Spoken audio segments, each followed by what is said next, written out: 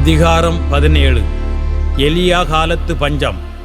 கிளையாதில் குடியிருந்த திஸ்பே ஊரை சார்ந்த எலியா என்பவர் ஆகாபு அரசனிடம், நான் பணியுடை புரியும் இஸ்ரேலின் கடவுளான வாழும் ஆண்டவர் மேல் ஆணை, என் வாக்கினாலன்றி வரும் ஆண்டுகளில் பனியோ மழையோ பெய்யாது என்றார். பின்னர் ஆண்டவரின் வாக்கு எலியாவுக்கு வந்தது, இங்கிருந்து போய்விடு, கிழக்கு முகமாக போய் யோர்தானுக்கு அப்பால் உள்ள கிரீத்து ஓடை அருகில் ஒளிந்துகொள்.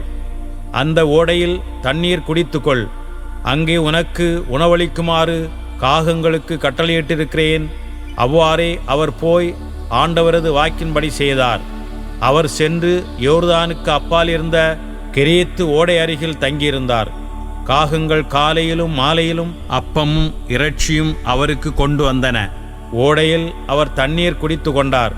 நாட்டில் மழை பெய்யாத காரணத்தால் சில நாட்களில் அந்த ஓடையும் வற்றி போனது.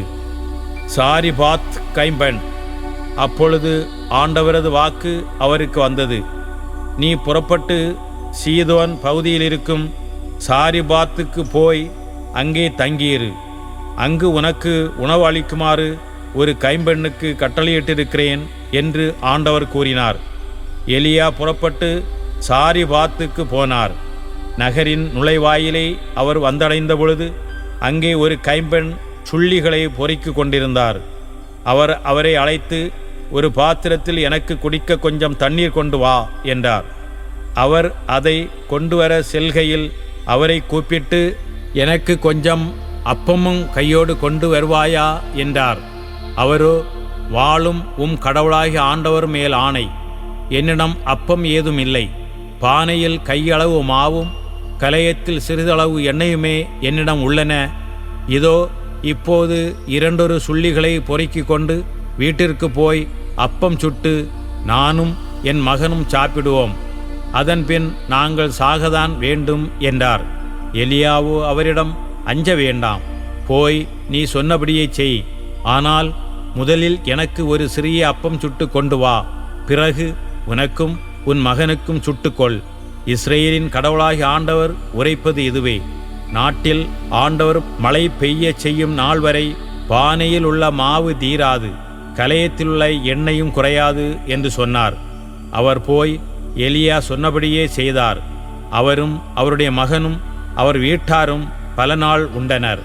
எலியா வழியாக ஆண்டவர் உரைத்த வாக்கின்படி பானையிலிருந்து மாவும் தீரவில்லை, கலயத்திலிருந்து எண்ணெயும் குறையவில்லை. இதற்கு பின் ஒரு நாள் இல்லத் தலைவியான அந்த பெண்ணின் மகன் நோயுற்றான். அவனது நோய் மிகவும் முற்றவே அவன் மூச்சு நின்றுவிட்டது. அவர் எலியாவிடம், கடவுளின் அடியவரே, எனக்கு ஏன் இப்படி செய்தீர்? என் பாவத்தை நினைவூட்டவும் என் மகனை சாகடிக்கவுமா நீர் வந்திருக்கிறீர் என்றார். எலியா அவரிடம், உன் மகனை என்னிடம் கொடு என்று சொல்லி அவனை அவர் மடியிலிருந்து எடுத்து தாம் தங்கியிருந்த மாடி அறைக்கு தூக்கி சென்று தம் படுக்கையில் கிடத்தினார்.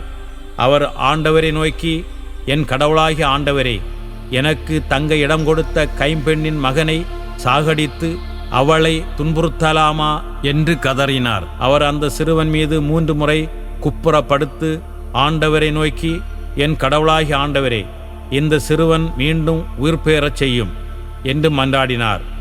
ஆண்டவரும் எலியாவின் குரலுக்கு செவி கொடுத்தார். சிறுவனுக்கு மீண்டும் உயிர் திரும்பி வரவே அவன் பிழைத்து கொண்டான்.